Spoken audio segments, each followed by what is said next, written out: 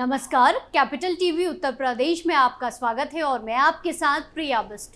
अब वक्त हो चला है ऐसे मुद्दों पर विस्तार से बात करने का जो जनता, राज्य, देश और पूरी दुनिया पर असर डालते हैं।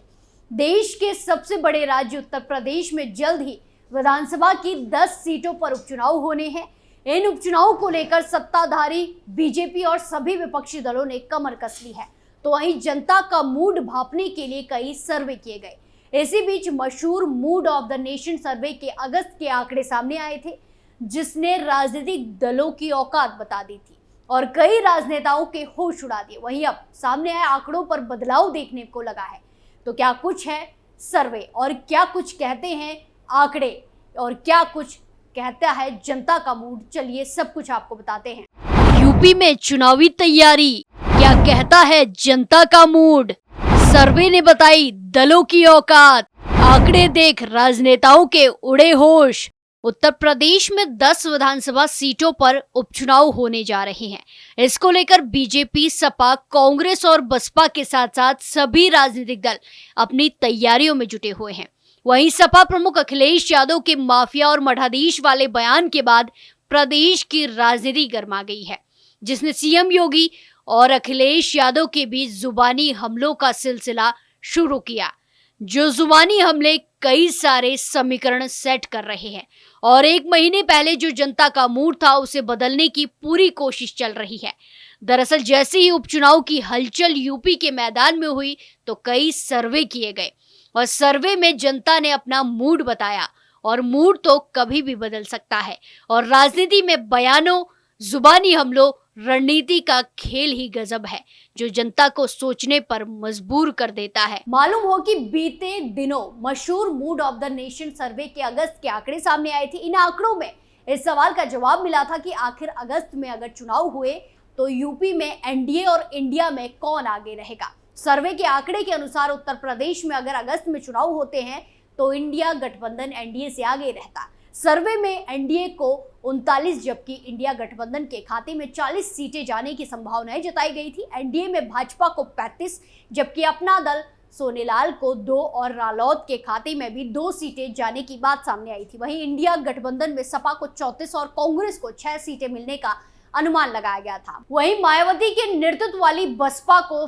फिर से 0 सीटें मिलने की बात कही गई थी। दूसरी तरफ अन्य को 1 सीट मिलने का अनुमान लगाया गया था। तो इस सर्वे के मुताबिक इंडिया गठबंधन आगे दिखाई दिया, यानी 2 लड़कों की जोड़ी जीतती दिखाई दी। लेकिन यूपी में आज के हालात की बात की जाए तो इन्हीं 2 लड़कों की जोड़ी में दरार आने की संभावनाएं जताई जा रही, कयास लगाए जा रहे हैं। इसी के साथ साथ सर्वे के आंकड़ों में बदलाव के कई सारे कारण हैं। चलिए एक एक करके विस्तार से चर्चा करते हैं। क्या बदल रहा जनता का मूड? पहला कारण, समीकरण सेट कर रहे राजनीतिक दल। दूसरा कारण, इंडिया गठबंधन में दरार के संकेत। तीसरा, कानूनी पचड़े में फंस रहे राजनेता, समीकरण सेट कर रहे राजनीतिक दल। सबसे पहला, हर एक पार्टी के नेता अपनी अपनी रणनीति के तहत जनता को अपने साइड करने में लगे हुए हैं। सब अपने अपने समीकरण सेट करने में लगे हैं। लोकसभा चुनाव में मनचाहा रिजल्ट न आने के बाद से यूपी के मुख्यमंत्री योगी आदित्यनाथ उपचुनाव के लिए जमीनी तैयारी में जुटे हुए हैं। सभी जिलों के जनप्रतिनिधियों से भेंट करने के बाद उन्होंने जिलों का दौरा शुरू किया।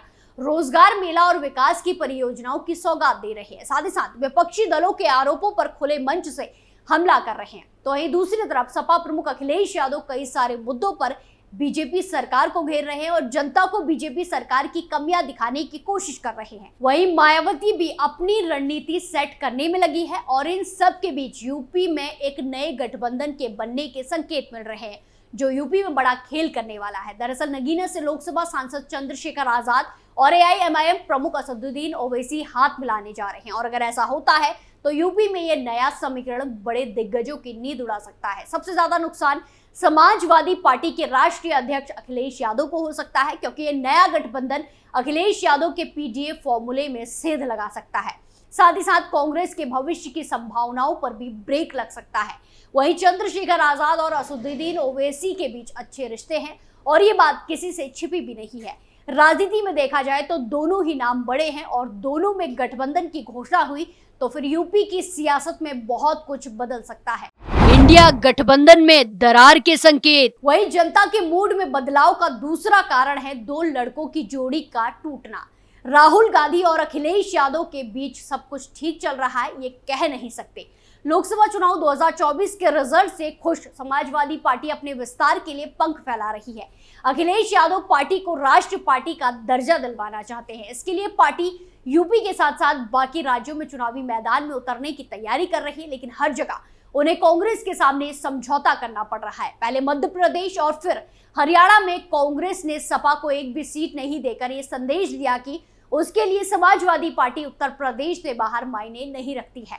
ऐसा ही कुछ महाराष्ट्र में भी देखने को मिल रहा है, जहां कांग्रेस के सहारे सपा दूसरे राज्यों में अपनी ताकत बढ़ाने की जो कोशिश कर रही थी उस पर पानी फिरता दिखाई दे रहा है। तो ऐसे में अखिलेश यादव यूपी में कांग्रेस के लिए अपना दिल बड़ा करेंगे, ये कहना मुश्किल होगा और इसका अंदाजा शायद कांग्रेस को भी है।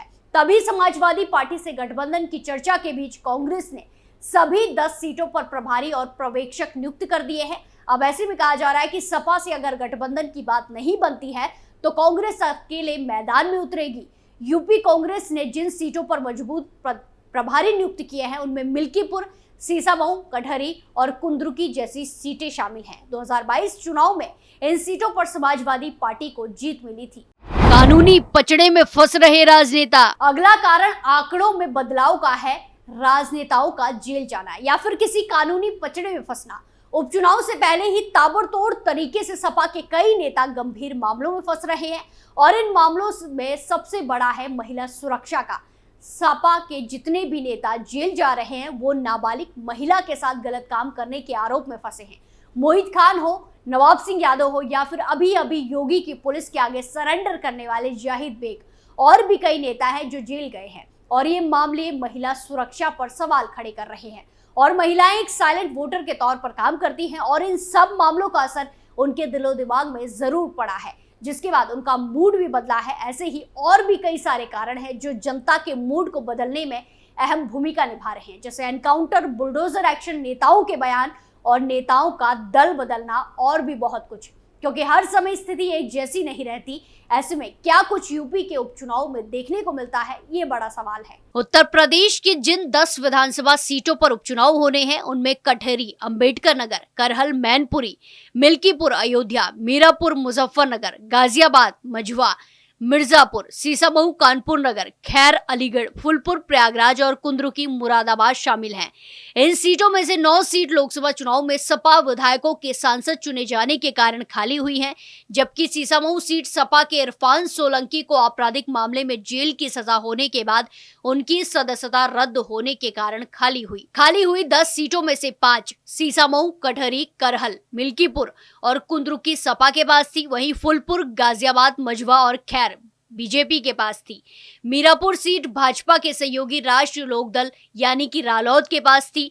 करहल सीट सपा प्रमुख अखिलेश यादव के कन्नौज से सांसद चुने जाने के कारण खाली हुई है, जबकि कटहरी अंबेडकर नगर सीट पार्टी के लालजी वर्मा के अंबेडकर नगर लोकसभा सीट से चुने जाने के कारण खाली हुई है। तो लोकसभा चुनाव के बाद यूपी में उपचुनाव होने हैं। ऐसे राजनीतिक दलों की तैयारियां आने वाले चुनाव में क्या रंग लाती है, क्या असर करती है, ये उपचुनाव के रिजल्ट से पता लगेगा। और राजनीतिक दलों के बयान, जुबानी हमले और रणनीति क्या असर जनता के मूड पर करती है, ये देखना भी दिलचस्प होगा। इस पूरे मामले में आपकी क्या राय है, कमेंट कर जरूर बताएं। स्पेशल स्टोरी में फिलहाल के लिए इतना ही, फिर पेश होंगे नए मुद्दे के साथ। बाकी तमाम खबरों के लिए देखते रहिए कैपिटल टीवी उत्तर प्रदेश। नमस्कार।